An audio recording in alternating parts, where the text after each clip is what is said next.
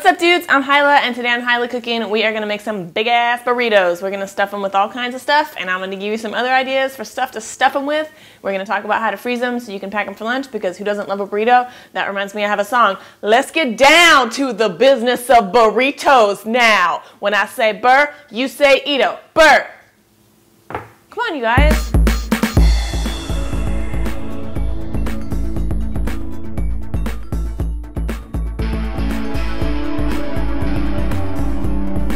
So I got a tortilla and I'm talking about my feelings. That is fillings, not feelings. I never talk about my feelings. But I do have a very large tortilla here that is actually called a wrap in my store, but it's just a tortilla. Don't get me wrong. Okay, and I've got some refried beans here.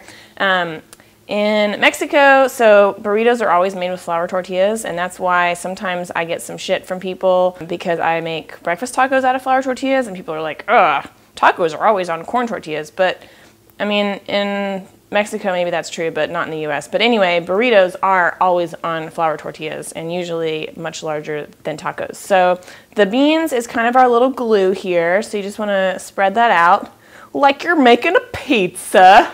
It's actually not like that, but I've got here some zucchini and some poblanos and some onion and garlic that I just sauteed really quick and just until it was softened, basically. One thing when you're making a burrito, you want to make sure that all the little stuff that you put inside it is chopped up fairly small so that when you take a bite, you know, you just get that bite and you don't like pull away and there's like a giant piece of zucchini coming out of your burrito.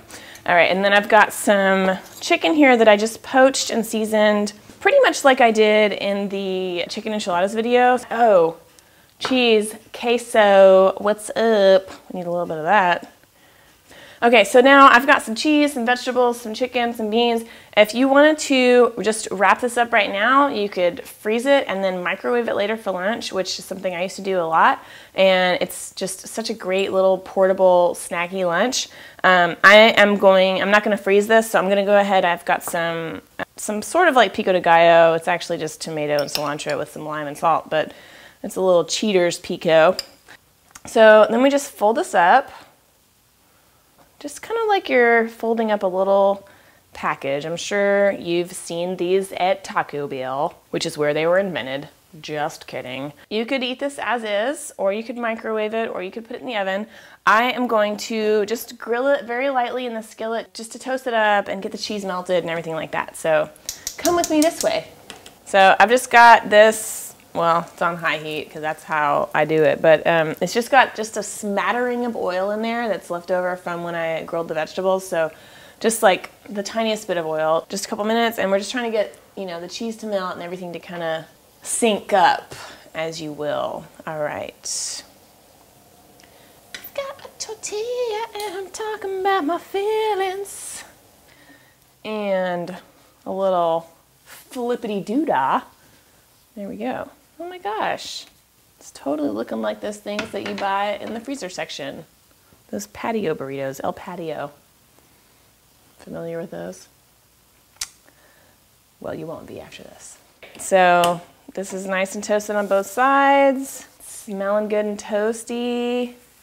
I'm gonna eat it.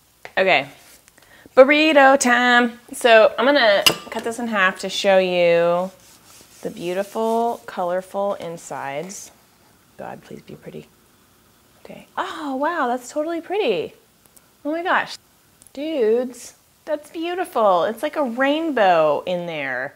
So we've got the beans and the cheese kind of holding it all together and lots of fillings. If you were gonna make these ahead of time and then freeze them to microwave for lunch later, like I said, don't put any kind of like tomato or lettuce or anything in there, but you can totally do beans, cheese, meat. Even, I forgot to mention, but I have some sweet potatoes here, and you can do the vegetables too, and then just add like the little salady kind of stuff later on when you're ready to eat. So I'm gonna go ahead and take a bite. Not before I put some salsa on it. Got some of my salsa verde. This recipe is on my website too, if you want to make your own salsa verde. Okay, here we go.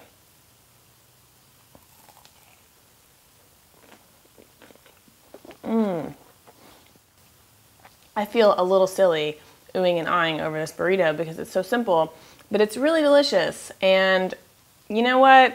Make yourselves a burrito, guys, and get crazy with it and put whatever you want in it. And you can put all kinds of meat and cheese or no cheese and vegetables and beans. You can make it vegan. You could make it all meat, whatever. Some Spanish rice, that would be delicious in there. So you know what? There it is. There's how to make a burrito. You're welcome. I hope you try this, and please leave a comment if you have any questions or anything, and I'll get to them as soon as I can. Thanks so much for watching. I hope you have all enjoyed this burrito. And hey, you know what? Let's get down to the business of burritos now.